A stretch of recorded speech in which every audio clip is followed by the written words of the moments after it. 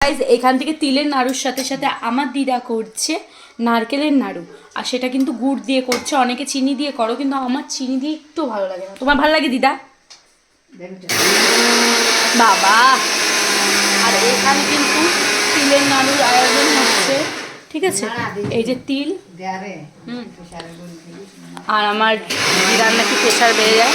আর আজকের নাড়ুটা কিন্তু করছে আমার দিদা। আমি রান্না করছি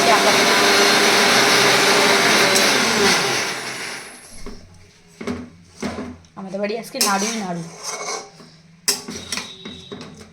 মা লাল লেবু বাড়ি গেছে বানাইছে,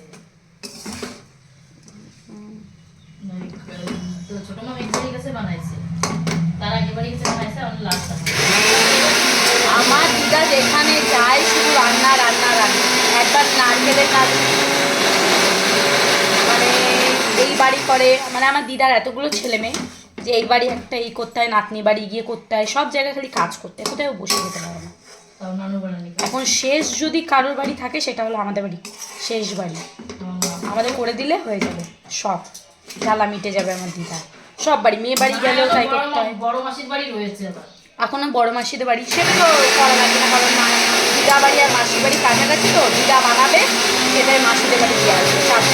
তো আমাদের বাড়ি তো কাছাকাছি না, আর যখন আমরা আমাদের নিজস্ব বাড়ি চলে যাব সেই সময় হয়তো ব্যাপারটা আলাদা। আর দেখো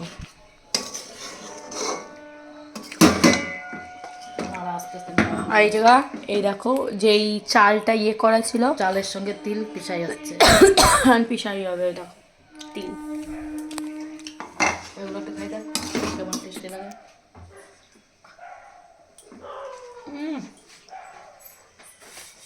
আমার শুধু ভালো লাগে না যতক্ষণ গুড় ঢালবে না।